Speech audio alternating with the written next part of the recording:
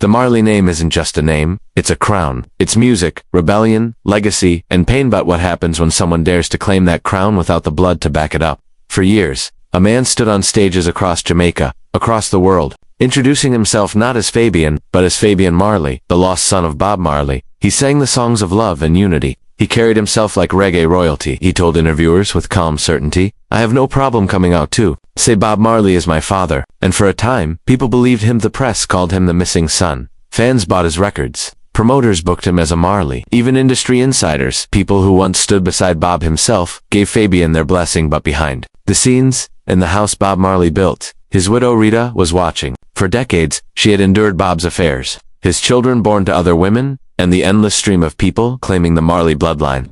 She had stayed quiet, she had stayed strong, but this time was different. This time, the man wasn't whispering, he was shouting. He wasn't just another rumor in Kingston's streets. He was building a career, a brand, an identity on Bob's legacy. And to Rita Marley, this wasn't just disrespect. It was theft. The tension grew until one moment, one decision, shattered Fabian's dream forever. A single DNA test. A result so crushing that it didn't just expose the truth, it left Rita shaken to her core, and forced the Marley family to finally draw a line in the sand. This is the story of Fabian Marley, the son who wasn't you, rewatching the Wake Up Lab, where history, culture, and untold stories collide. If you're new here, make sure to like, subscribe, and hit the bell icon so you never miss a story that changes how you see the world. To understand why Fabian's claim cut so deeply, you need to understand the Marley legacy. When Bob Marley died in 1981, at just 36 years old, he left behind more than music. He left a sprawling family, 11 officially recognized children with 7 different women. Rita Marley, his wife, was mother to just 3 of them, but she became much more the gatekeeper of Bob's empire. That empire wasn't just records and royalties. It was a global symbol. Bob Marley's name was worth millions. His image was sacred. His home at 56 Hope Road in Kingston became not just a museum, but the fortress of his legacy. From the moment Bob passed, Rita and the children carried 2 heavy burdens: grief and the responsibility of guarding one of the most powerful names in music. That meant fending off false claims.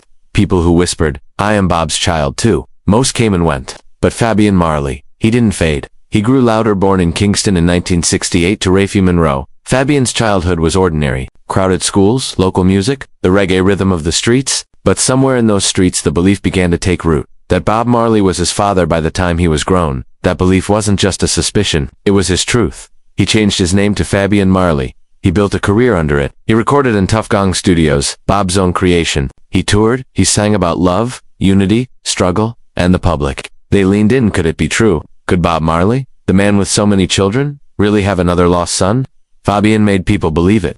Not with documents, not with DNA, but with his conviction. But inside the Marley estate, the reaction was pure fury. Rita Marley, who had tolerated so much, now saw her husband's name being used without proof. To her, Fabian wasn't searching for closure, he was exploiting Bob's legacy. This wasn't just emotional, it was legal.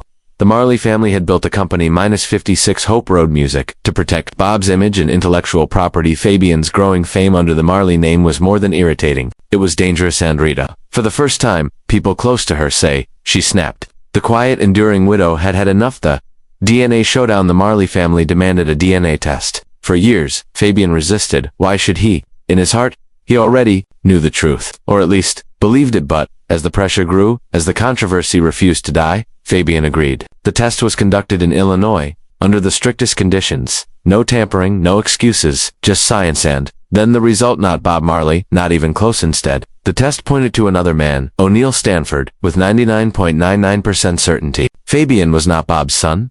The dream was over. The science was final for the Marley family. It was vindication.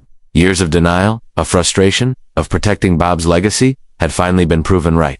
Rita Marley, shaken but firm, moved to shut Fabian down for good. But Fabian, he refused to accept it. He claimed the test was illegal. He rejected the science. He kept the Marley name.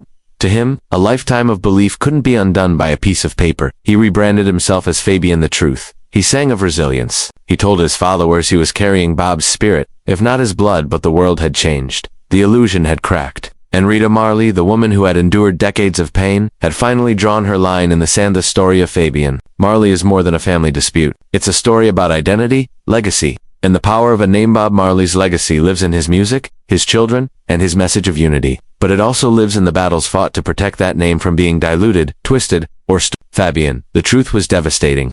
For Rita, it was closure. For the world, It was a reminder. Even legends are human, and their legacies must be guarded fiercely. But here's the question I leave with you. Was Fabian Marley a liar chasing fame? Or was he a man broken by the belief in his own story? A man who wanted nothing more than to belong to the legend he loved. Tell me what you think in the comments. This is the Wake Up Lab. Thanks for watching, and remember, behind every legend lies a fragile, complicated truth.